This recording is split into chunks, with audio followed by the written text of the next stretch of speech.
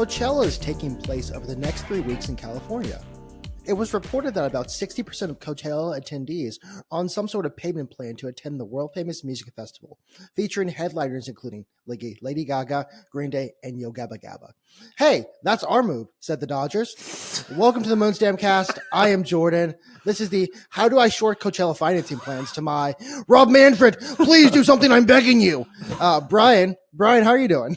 I'm doing well, man. We're coming off a Masters weekend that turned out to be a lot more entertaining than it led into on the last Sunday. And unfortunately, we have the dog days of sports on the horizon. We still have to get through NBA and NHL playoffs before we really get there. But it's this year's flying by and it's approaching quick. Yeah, NBA playoffs have. I know they haven't technically started, but they've definitely started. The play-in tournament is the playoffs nonetheless. It's like the first four of the March Madness. They're still March Madness to me. But yeah, we are coming up on some exciting times. Masters was awesome.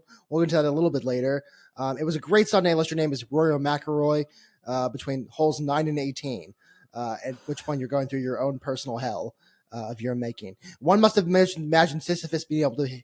One must imagine Sisyphus being able to hit par on any pole. That's a really funny joke to me only. Read my upcoming blog. But Brian, what is actually kind of not funny either is the Astros playing right now. Slow starts, but since 2017, this is kind of a similar record, 8-9. It's been some 7-10s, and it's been some 9-9s to start off the season, similar to today, like this, how this season's going. So this is just status quo. I'm not thrilled. It's never fun. Every year it's the same thing where we go, oh fuck, what are we doing? And then, we seem to round it out. So if we're hitting the same trends, then yay. If not, ooh. But at least I thought it was Isaac for a long time because I had never heard his name said, and I have no idea how to pronounce his name. But Paredes found the Crawford boxes. He three games in a row he went yard into the Crawford boxes, and I need Christian Walker to also learn that. Oh right, that I'm a pull hitter. I'm supposed to be standing it just a little up and not very far out, and it'll be a home run. But yeah, it's ups and downs, similar to Framber Valdez. Not to continue to rant on, but his it's the same old with him. It's you walk out there on the mound, you flip a coin. Are you going to get the great Framber 1-2 hitter for 7 innings, shut him out, or you're going to get shelled? And it's honestly frustrating. You have to remember, Brian, if you don't treat me well and my friend worst, you don't deserve me my friend best. No, Paredes is actually a really funny case study because I wrote a blog back in December when we traded Tucker that said, okay, what is the one problem the Astros have had really in the playoff series for the past couple of years? They can't hit at home for some reason. And despite maybe the popular change being, why don't you bring in good hitters? What you really need to do is bring in good hitters or Daikin, almost said Minute Maid. Sorry. That's like calling it the back nine at the Masters. I know. They're fans. Oh, look at the fans. They're patrons. No, so what you want to do is you bring in a guy who can actually really hit well at Daikin. And Paredes, so far this season, he's pulled it 41.3% of the time. Now, that's just overall the entire season, but that does even out when you're playing home and away games. And 65% of his hits, even if they're outs, have been in the air. So hit balls have been in the air. Now that includes pop-ups, line drives, so on and so on, but they're not ground balls. So the the Paredes experiment is beginning to where I am okay with, I don't love trading Kyle Tucker. I don't think anyone loved trading Kyle Tucker. At the same time, I'm okay with what we've got so far. Maybe Christian Walker picks it up at some point. We'll see what happens. But Paredes was the one I remember researching the most, saying, if the Crawford boxes have one love in their life, it's Paredes. And so far, he's proving it right. 3 home runs. I mean, it was like, I think I looked up on Baseball Savant. Of the 3 home runs he hit, 2 of them were only home runs in 5 of the 30 ballparks. And then one of them was like 14 of 30, which is not crazy. So he loves Daikin. He will continue to love Daikin. And so the Paredes experiment has begun and will continue until morale improves. Yeah, I know I said it earlier, but it's stay the course with everyone. Altuve is the only one that came out of the gate hot. And then everyone else, hopefully, they just round into form. Like I said, once Christian Walker starts pulling the ball and putting the ball up in the air, having those two in the top half of the lineup, just pulling balls into the Crawford box is going to be great.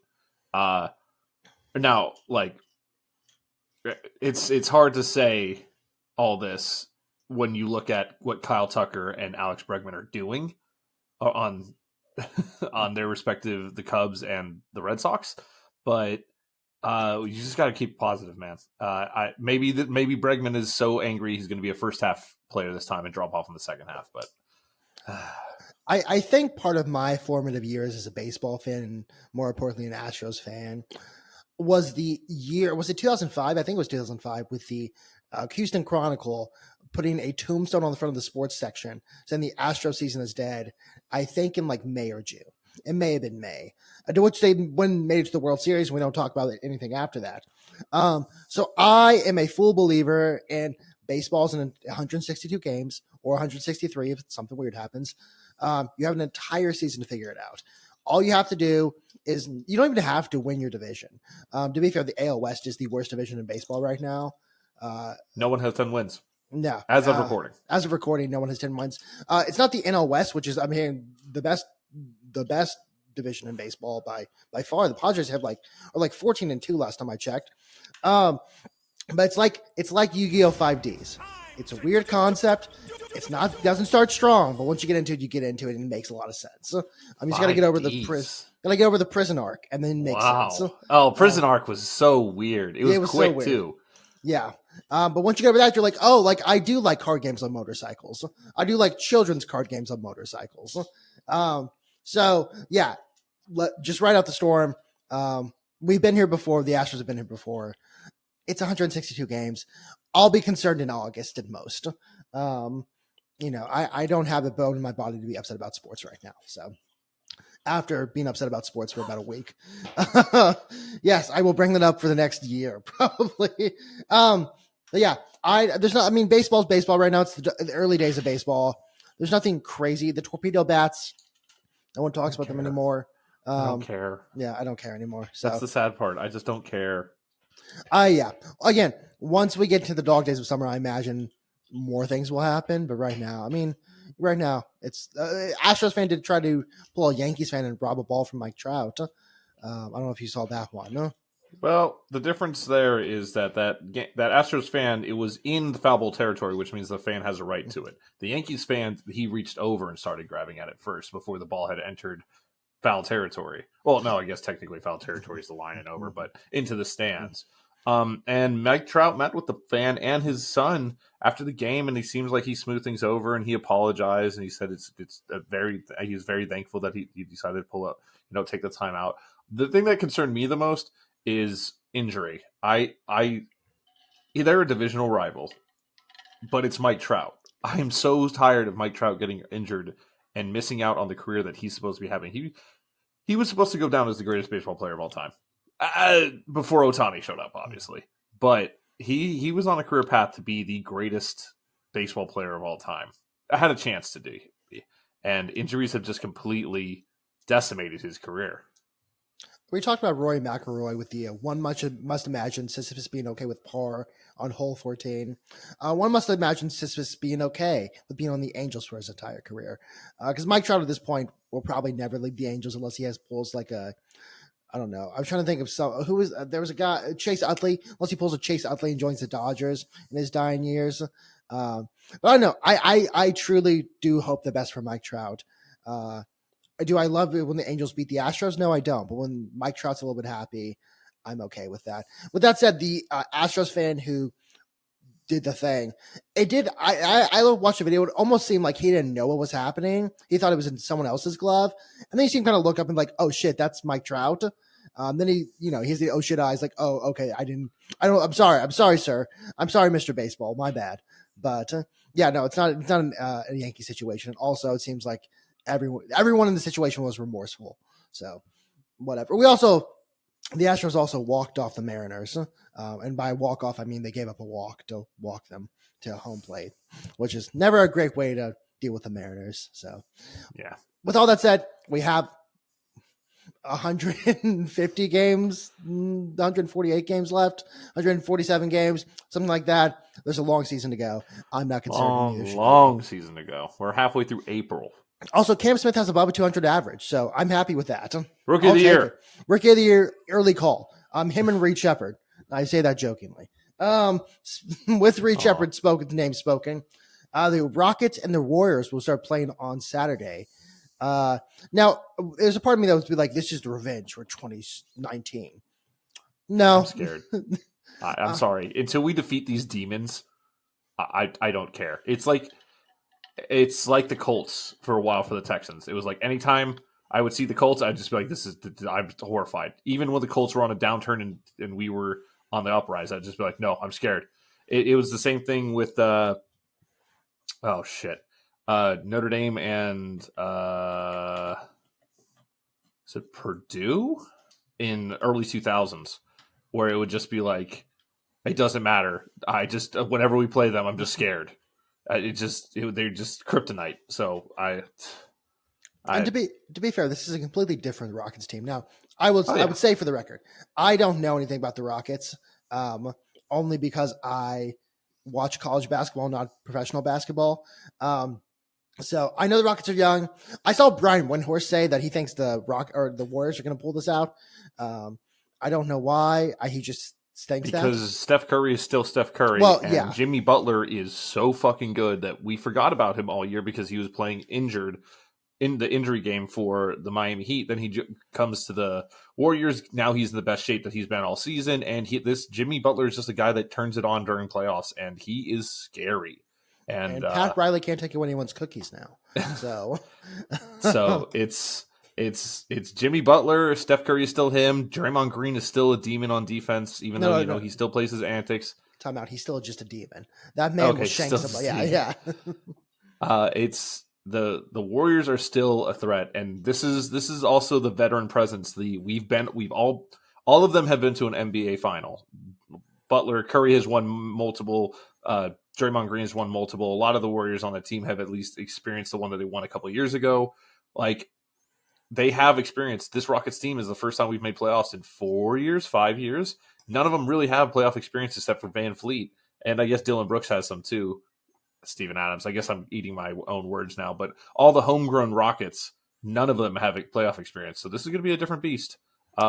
It's going to be on if the good Sagoon, who is 90% of the time is here, we should be okay. If Jalen Green continues his uprise, we should be okay. Eamon Thompson has come into one of the best defenders in the league, and I really hope he clamps Curry like he did a week and a half ago, because he held him to 3 points. It was very impressive. But this is a 7-game series, 5-game series. I don't know NBA playoff it to a T, but it's going to be a hard fought series, and I would say it's a coin toss at this point. We're the hotter team, we're the on paper better team right now, but veteran presence matters a lot, and they have the experience in playoffs. I said I was going to start watching basketball last week. Couldn't bring myself to it. Or started watching NBA basketball. Couldn't bring myself to do it.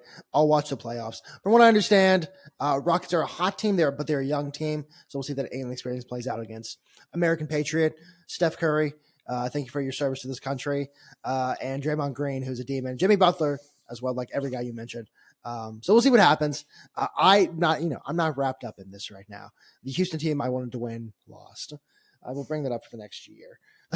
I'm very sad. So I don't know if you have any thoughts on the NBA playoff picture. I know Celtics fans do not want to play the Cavs in any capacity. And OKC was, I remember looking into it early on in the season. OKC was the favorite and coming out of the West, and they continue to be the favorite coming out of the West. So we'll see. I mean, they also have like every pick in the NBA lottery for the next 10 years. So I don't know. My early pick is OKC, but I'm a casual, so it doesn't matter what I think. I think I'm going to be boring. I think it's going to be Western Conference Finals. I don't have the bracket in front of me, so I don't even know if it lines up this way. I think it'll be OKC, Lakers, and the OKC wins in 6, and then Eastern, I think it'll be Cavs, Celtics, Cavs win in 7, and then I think it'll be Cavs over. No, I think it'll be OKC over Cavs. So Okay. I'll go with you. I think it's OKC. They're just so good this year. Okay. I mean, I was gonna say I'll give my prediction, but like it's the same prediction. Now, is there a part of me that wants Luka to go win a ring because I think it'd be really funny and would make everyone in Dallas sad? Yes. For the meme, they are the meme. Yeah. That's the funniest outcome. Sure. Yeah. As a person who doesn't watch much NBA basketball, again in October or no October, unlike December, I'd rather watch an A10 game than NBA basketball because I'm a sicko. In terms of my hate of things, I don't like the Lakers, but the Lakers are like, I feel like they've fallen off in terms of hate. Like you have the Chiefs, the Chiefs fans, Lakers fans, Yankees fans, whatever, and so on and so on. Well, the Celtics have taken up that mantle in the NBA. That's what I'm saying. Lakers don't really have that thing, which is a shame. Celtics are such a well-oiled machine, good team, and yes, people think Jason Tatum. We got to be careful to talk about Jason Tatum, but people think he's corny, and I'd rather it be sure. Like remember weeks ago when he did he was waving to the crowd because it was 23-2 or whatever, and people were clowning on him for that. It's the same thing we said then. I'd rather these athletes have personality, even if it can be corny at times, than not. That's what makes the NBA the NBA is the drama, is the huge personalities going at each other, it's the rivalries. That's what makes the NBA so good for me, because personally, basketball is my least favorite of the big three. And that's not that I don't consume a lot of it, but it's just that's what it has going for it for me. I will say we'll talk about this with Nico a little bit later, but one of the things with athletes, they've been catered to basically their entire lives because they're really good at sports. And so usually you're going to get a Jason Tatum or a like Russell Wilson, who's kind of a corny person, but they're not funny. Very rarely do you get a Jameis Winston, but Jameis Winston had to be born with that. That's star power that you can't create. That you have to be born with it. You're going to see a lot of athletes like that are kind of just corny people. It's like with really hot people who have been hot their entire lives. Sometimes you look at them and go like, you're not that funny. I have a whole take about how I don't think Sabrina Carpenter is funny. I think she's funny because she's hot, and that's what she gets away with a lot of stuff. They're not listening to this, Brian. We're not clipping this. They're listening to this. I can say that, and no one's gonna ever get angry at me about that. That's a dangerous beehive you're shaking at. Buddy. Yeah, that's why no one's going to listen to this on that. If a Sabrina Carpenter fan listens to this, I'll be amazed in the first place. But same with athletes. It's like sometimes they're not that funny. Jameis Winston is a special case. I'm trying to think of other really funny athletes. But Blake Griffin, genuinely funny guy. But you have to he has to be born with that. He also, I don't know, fucks porn stars. So he's just an interesting fellow all around. Yeah, I will talk about this. Yeah, I think he's like the father of a porn star's baby or something. You never seen that take online? No, I've got research to do afterwards, it turns out. I mean, I think it's like one of those things that just kind of goes around every once in a while. And the thing is, this is going to be a really weird thing for me to look up, and I probably shouldn't. No, okay. Lana Rhoades shares pic of her son, and everyone thinks it's Blake Griffin is the father. Well, good. I don't know who Lana Rhoades is, man. I don't either. I'm sorry.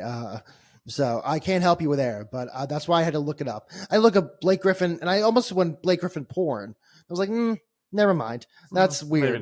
Maybe not. So Lana Rhoades. Okay, she spells Rhodes that way. Okay. According to Google AI, Lana Rhoades' baby daddy is Blake Griffin. Yeah, I don't know if it's true. Okay. I don't know if I believe Google AI for this. I mean, but sure. Google AI has lied to me 1,000 times so far. None of this is getting clipped. Oh, no. I mean, this would not make it on any platform whatsoever. If you're listening to this point, please say thank you, Blake Griffin. That means you're a Spotify or Apple Podcast listener, or YouTube. Even a YouTube listener or watcher. Yeah, thank you for that. Thanks for seeing our beautiful faces. You can comment now if you're here. No one's here. We can move on now to soccer.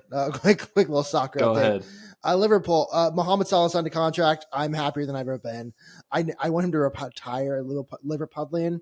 He's not. He's going to probably go somewhere else at some point. Come to the MLS, which I will pretend I'm going to watch again. I did a whole thing last year. I was like, I'm going to watch the MLS, and I made it through 2 weeks and forgot. When does the season start? It started already. It starts around baseball, like March. Oh, yeah. I'll try to watch some Dynamo games. Fuck it, why not, right? Yeah, I mean, if you want to, Dynamo games are actually really fun to go to because they're relatively cheap. So, shout out 713 nights. I hope they still are around. Maybe they'll be 8-2 nights from now on. Yeah, that works. So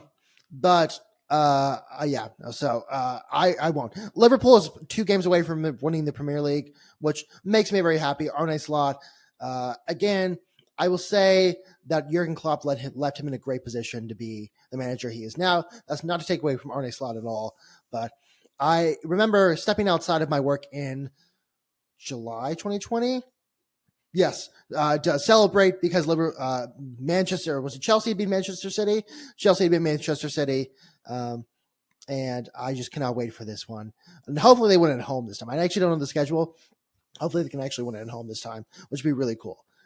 Then I cannot wait for the parade. So even though I live across the sea. All right. Next thing. The sport we actually kind of paid attention to this throughout the year, the NHL, starts Saturday. April 19th, not Saturday. April 19th is not Saturday. That's Friday, I think. No, April that's 19th Saturday. Cool. I don't know dates. That's when the NHL playoffs start. And my Maple Leafs, the Maple Leafs I started following this year, I'm a bandwagoner in a sense. But a wheel chose it for me. All hail the wheel. The wheel is just. Maple Leafs finished atop. I wrote atop, not atop. The Atlantic Division for the first time in their entire history. Do I know how long the Atlantic Division has been around? I do not. Am I aware this is this historic in some sense? Maybe. They're the number 1 seed in the Atlantic Division, so they're at the top. They're going to play the Ottawa Senators. I will ask a question in a second regarding that. Just want to give a few shout outs. Mitch Marner, 100 points in the season. Waited till the second to last game. Good for him. Austin Matthews, 400 goals. He is the 6th fastest player ever to get 400 goals in the NHL. Wayne Gretzky's first with like 200 games. Some crazy thing. And there are a couple of defensive questions coming into the playoff. We have 3 guys out: McCabe, Elman, Larson, and Comp. I think that's how you say his name. But they're out. So Berube, I trust in him. He's been a fantastic coach all season from what I've seen. Again, I don't know hockey coaching. Like, I can look at a soccer coach, an NFL coach, even like a college basketball coach, and say if they're good or not. He comes across as great. My question is, I'm a new Maple Leafs fan. A wheel chose for me to be a Maple Leafs fan. I followed them this season. I have been told the Maple Leafs are the Dallas Cowboys of the NHL, and that it's just never going to happen for them again. What are my expectations going into this playoffs? Because they won the Atlantic Division. They seem to be top seed in the Eastern Conference, from what I'm understanding. Maybe Washington is before them. I don't know. What should my expectations be? Should I be like, it's, Stanley Cup Finals, Stanley Cup win or bust? Or should it be like, listen, this is the Maple Leafs. If we get knocked out by the Ottawa Senators, it's just what happens. I've also been told reliably by the internet that is a historic rivalry, but it's not been a rivalry, like a head-on bloody rivalry in a while. So that's my Maple Leafs update. I'm ready for the playoffs. Are going to be really cool this year for us. Yeah. Over on my side of things, the Avalanche finished 49-29-4 with 102 points. It crossed that 100-point threshold that we were informed last week that's the goal. Is 100 points is a pretty good season. You claps all around, handshakes all around. We finished 3rd in the Central Division, which looks like to be a very good division then. Nathan McKinnon has been dealing with an injury for the past 3-4 games, I believe. So he actually finished 2nd after leading all year in points, total points for the year. He finished 2nd with 116. All Hell Kale also was resting for a while, but he finished with 9th. He finished 9th in points with 92, which is huge for a defensive player, from my understanding. It's like not unheard of territory, but like, damn, good ass season. And we play the Dallas Stars in the first round, which of course I have to deal with Dallas straight off the bat for my first Stanley Cup playoff round. Hopefully we fuck Dallas up and we can move on, and maybe I'll get lucky, man. not Bissonnette, Whitney. Ryan Whitney predicted on PMT that the Avalanche would play the Maple Leafs in the Stanley Cup, and that would be very funny for our first year watching hockey, where we let a wheel spin and choose our teams. I chose the West, you chose the East, and we ended up with these two teams. It'd be very fun to meet in the Stanley Cup for our first year, because man, I've enjoyed the hell out of hockey. I'm sorry I spent so much time. I mean, we're from Houston, so we had the Houston Aeros early 2000s, which was a AA equivalent team. And so we didn't grow up watching hockey. We didn't grow up cheering for a hockey team. We picked a good season and good teams to jump on, which I kind of feel a little guilty about, but hey, we're going to enjoy the sport. And that's the most important thing. And also the community is awesome. They've been so welcoming. If we had chosen ourselves, I feel like it would have been bandwagoning, but the fact that we chose through a wheel, it is the universe telling us who to root for, or the wheel is just, I'm really excited. It's gonna be a fun time to actually pay attention and know what we're like, who the players are, what's going on, who the teams are, and kind of an invested stake in it. So April, I don't believe the playoff schedule is set yet, but it will be soon. So in the week. All right. You want to talk about the Masters? You want to talk about Rory McIlroy coming over that final hump after 11 years of trying to get that career Grand Slam? Dude, some of the worst shots and putting I've ever seen, and some of the most incredible, as Jim Nantz said, shots of a lifetime ever by Rory on that the last 9 holes. The last 9 holes at the Masters. I was rooting for a playoff just because I wanted some drama. And when he missed that 6-7 foot putt, I was just like, at this point, I want him to win because I kind of feel bad for him. But they was going to a playoff with Rose, who has also been so many times always a bridesmaid, never a bride for the Masters. So it was kind of like, I'm glad someone here is finally going to wear a green jacket. At the same time, that sucks ass for the other side. But it was fun. It was a fun Masters. After Saturday was kind of just like, oh well, this is fucking over. It's DeChambeau or Rory and whatever. Who gives a shit about the rest? But then it had the drama. DeChambeau collapsed. Oh my god, Rory got in his head with never he didn't say a word to him during the beginning of the last round. He didn't say a word to him, and I guess DeChambeau just collapsed under pressure. Which I know they buried the hatchet, but as a Brooks guy. Still kind of felt good to see. I mean, okay, I have a theory about Bryson is that old Bryson would have taken that non-talk, the pressure, and just turned that into, pure kinetic energy. Or not kinetic. Kinetic. But the new Bryson, I don't know I don't know what happened in the past year or so. People are saying it's a PR firm. I think he went to Live. YouTube and PR firm. I think he went to Live. He started his YouTube channel and he finally got to play the way Bryson wanted to play. Because the thing is, you can only fake the thing with PR firms. The thing with celebrities, you can only fake being an asshole for so long before the public kind of gets a whiff of it. I think Bryson, not as that he's turned the page, but I think he's not the asshole, boisterous 25, 26, 27-year-old we knew. Now he's 31. He's a little bit older. He's gotten his money. He's gotten to do kind of what he wants to do. He enjoys his YouTube golf challenge bullshit stuff. I think it's a different Bryson. With that said, I was hoping so badly that Rory would just come in and sweep that day.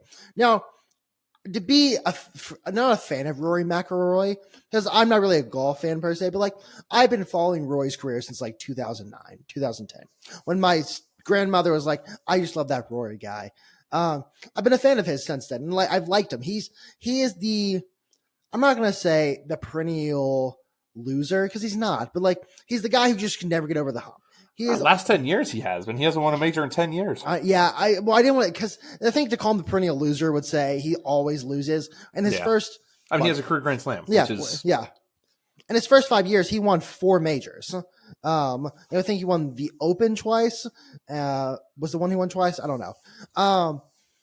But you come in and you go, okay, it's finally his time, because he was one of the top guys projected to win this past weekend, going into the weekend. He plays a disastrous first round, gets out of the hole in the second round, third round plays well. And then it's like, okay, that's really cool, but Sunday still has to happen. And then he double bogeys that first hole on Sunday. You go, it's beginning again. The Roy McIlroy can never get over the hump and there's just something like, I don't know, poetic about a guy from Northern Ireland always just having like this trouble to beat this beast. But the problem is the beast is him. And it was really cool because I think actually when I saw that they were going to play 18 again, the playoff was 18, I knew Rory was going to win. So I was like, he's such an up and down guy that he also Rory of the past would have collapsed completely. Oh, 100%. He would have, I mean, a couple things would have started going wrong. He would have hit that shot on 13 into the water. It's been over. But he comes back and like hit that shot on 15 where he just watches it. He comes back, and then I was like, okay, the mindset's different here. The mindset's back. He's still Rory, but he's not the classic Rory we've become accustomed to it for 10 years. Comes in, makes that, it was like 2 feet from the hole to win the Masters. It was beautiful. Jim Nantz, Rory has his masterpiece.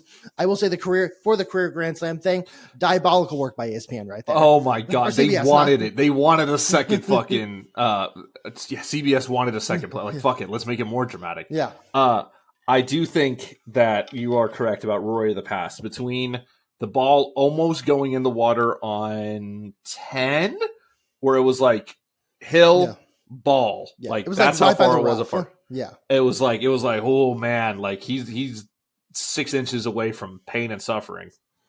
I think that would have gone in his head. The ball actually going onto the water in 13 would have gone in his head, and missing that putt at the end to seal it, to not send it to a playoff, that also would have gotten in old Rory's head, and he would have lost the playoff and was done. So he battled and came back like 4 or 5 times in that single round, and it was incredible. Yeah, like I told you that I wasn't exactly rooting for Rory, not because I'm a hater or anything, but just because golf memes like thrive off Rory collapsing.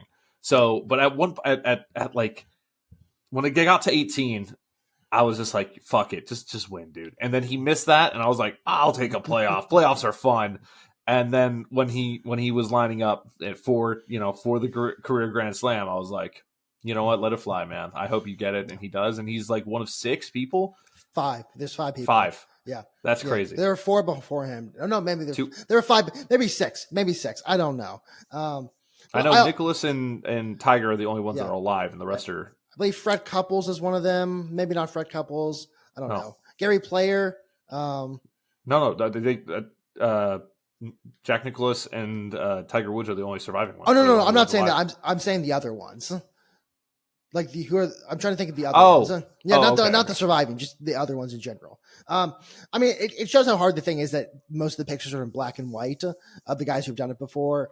It's like saying Babe Ruth is the all-time home it's like, okay, his pictures in black and white. They were throwing like 75-mile-per-hour fastballs.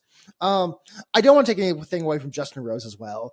One of the best rounds I think you could play at Augusta, 7 under par. There's again something very poetic about a British man trying to take the win away from the Northern Irish man, not just Northern Irish man.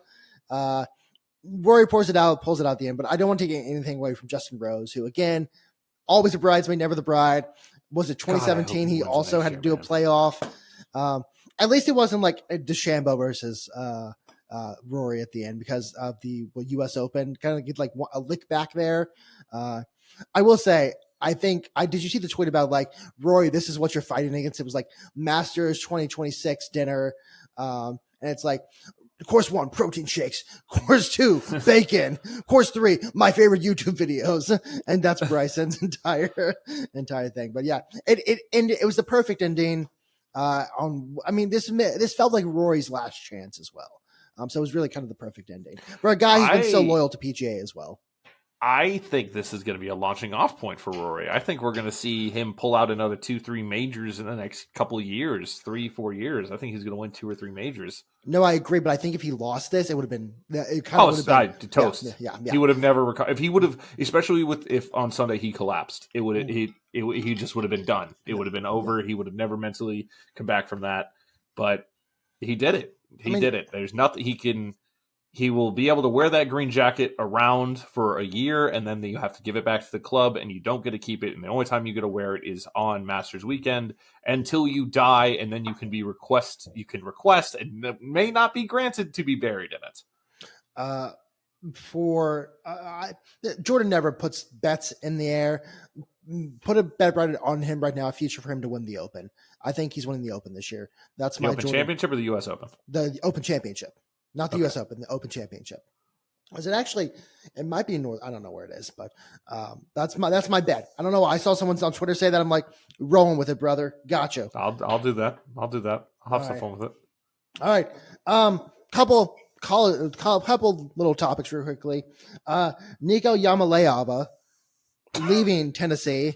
All-time bonehead move. I mean, this is one of the top bonehead moves in college ever. It's not necessarily him, though. I think he's been getting a lot of bad advice from his father agent.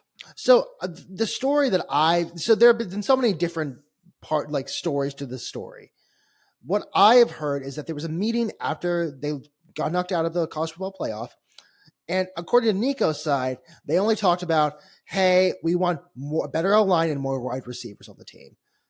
And my answer to that is, I don't feel like you ever go into one of those meetings unless you're a professional player who has signed a contract with the team and say, hey, I need these things, and not talk about money in any sense, especially when your team has gotten to the college football playoff, and especially when there's been fallout this bad. There was definitely money discussed in that. I've seen $4 million. I've seen $2 million. Who knows what he asked for?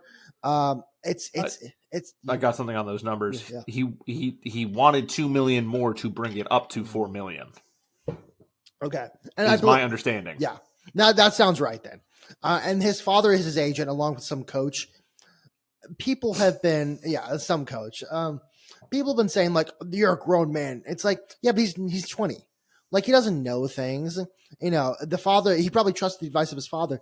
There are so many times when someone's agent is their brother or their father, and it's like, it's the worst possible situation to be a part of. It's like a Vince Young type situation where, hey, every single choice you make is actually the worst possible one to make in that situation. I want I'm never going to be in that situation, obviously, but I want my agent to look at me as an asset, not a human. I want all emotion taken out of the situation. I want him to be like, objectively, this is what we can get you. This is what I can negotiate, blah, blah, blah, blah, blah, blah, blah. You put emotion in there, especially bringing that to a negotiation table with a well-oiled machine that is a multi-$100 million university. Like, you're already fighting an uphill battle there. Don't bring emotion into it. So, that's why maybe family and friends shouldn't be your agents. Yeah. I mean, I'm sure it works out sometimes, but maybe your agent becomes your friend over time, not, hey, you're my friend, be my agent. I want to take it back to the thing where I said athletes have been, like, really good athletes have been catered to their entire lives. I think one of the problems here is Nico was probably he was the top recruited quarterback out of high school. He went to Tennessee. You know, Tennessee goes to a college football playoff. I'm not going to say no thanks to Nico, but Nico wasn't he wasn't like the best quarterback. He was not the number one draft pick. And so I think what happened is he got in his head. He goes, well, I'm the guy who runs the show. I'm the quarterback. Everyone in my entire life has always catered to me. Of course they're going to give me more money. Of course they want me to say. In Tennessee, he says, like, we're a top 3, 4 SEC football university. We can go get whoever we want from wherever we want. We don't need you around asking for, holding us hostage, making us negotiate, sitting out of practice day before the spring game.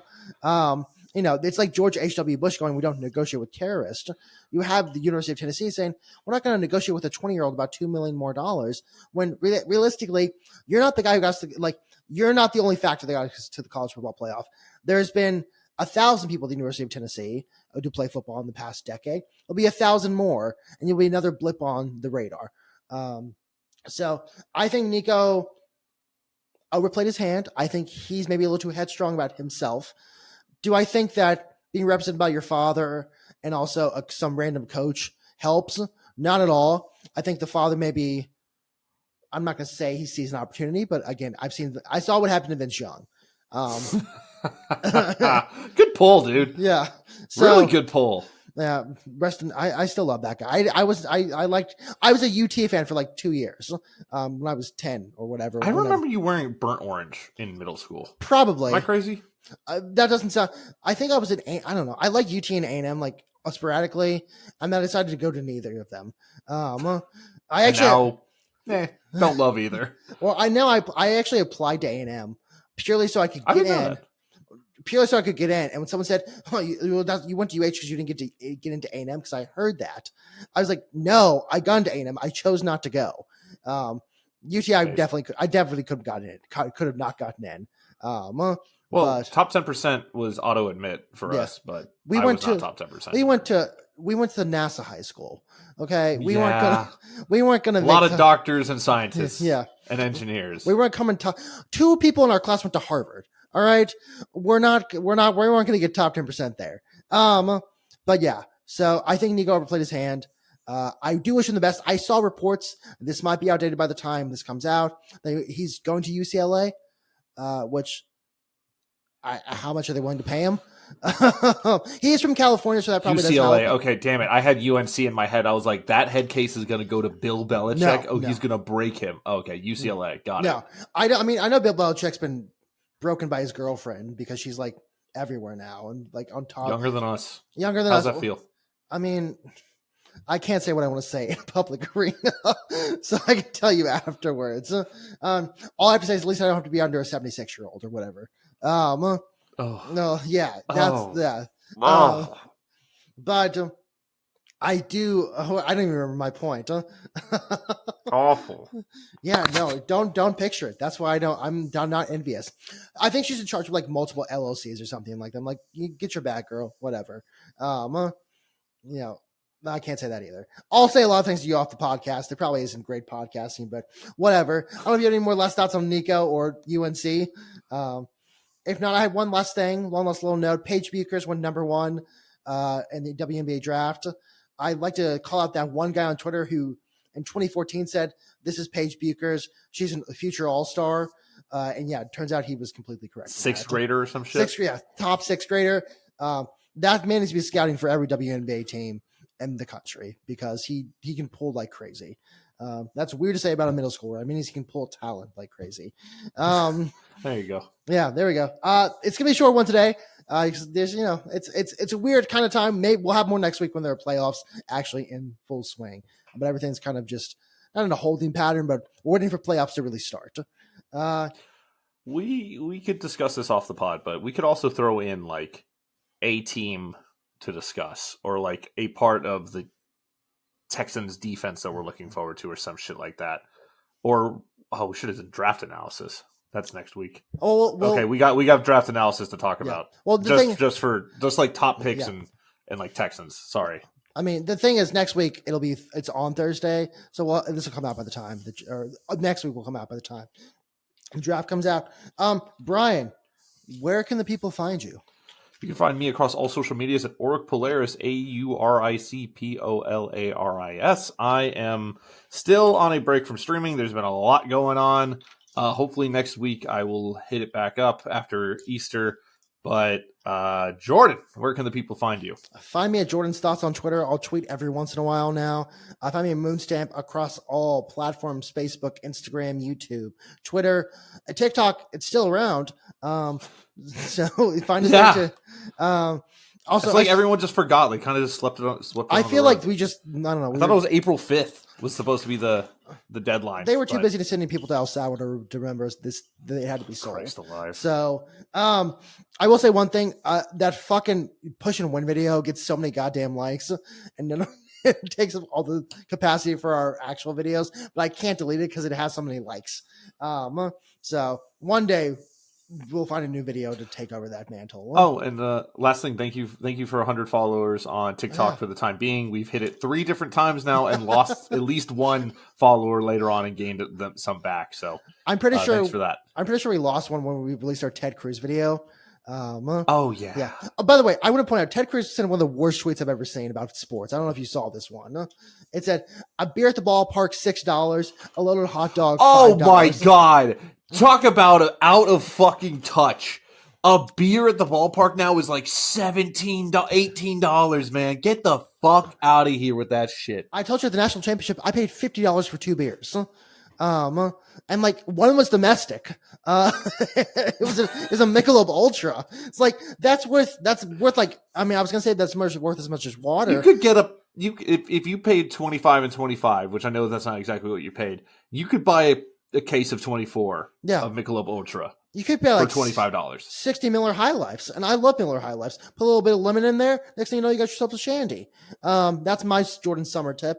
I won't help you summer body, but it will help you look cooler. You can buy a 12-pack of Miller High Life for like, I think it's like $9. Dude, a 12-pack. That's what America's about. Beautiful. Right? That's my America, right? That's there. that. Yeah, that's my America. I'm gonna run for president. Can't tariff that motherfucker. We produce that here. I can produce that in Colorado, I think. That's Coors. Oh, well, you produce it somewhere in America, brother. Can tariff my Miller High Life. Honestly, dive bars are onto something. Or that. True. Smoke some Marlboro Reds or something. I'm Double killers. Okay. I had a joke. Oh yeah. The Ted Cruz thing was like, I don't know if you've ever seen Arrested Development. It's like, it's one banana, Michael. How much can it be? $10? Because he was also sitting in the section where you get free stuff. You get free alcohol and free food. Yeah. What a fucking out of touch, insane person. Which, for the record, I went to one UH football game. Not a total, but like one time where I was sitting in like some weird section because a friend invited me that had free alcohol and free food. I'm like, I can't go back to watching sports the normal way. That was the best night. Oh yeah, like in a box somewhere or a suite. Oh, it's the best. I don't remember getting home that night. And the thing is, I lived a tenth of a mile from the TDSU, or what's it called, Space City something stadium now. I don't remember getting home. It was the best time of my life. So I can't fault someone for sitting in those seats. At the same time, a beer is like $30. Just Google. Yeah. All you have to do to avoid this is just Google what does it cost for a beer at the Astros game. Yeah. That's all you have to. Do you see that? This is why you have handlers. This is why you have PR forms to stop you from doing stupid shit like this. Utilize them. This is why Bryson DeChambeau got good. All right, Ted Cruz. Start a YouTube channel. Start a YouTube golf channel. I don't know. Sign with the Saudi Arabians. Golf with Trump on screen. All right, you'll be at his election night party. I remember that during the Masters. Like, wasn't Bryson DeChambeau his like election victory speech night? I remember I was watching it that night, and I was like, he's like, "Come on, Bryson!" I'm like, fucking Bryson DeChambeau, what? Like of all people to call out, that was not on my list. This got off the rails. It's so bad. Well, thank you for listening this week. We appreciate you. If you're listening on Spotify or Apple Podcasts, please rate and subscribe. On YouTube, please comment, subscribe as well, and leave a like. We appreciate you guys so much. We'll see you next week. Stay beautiful.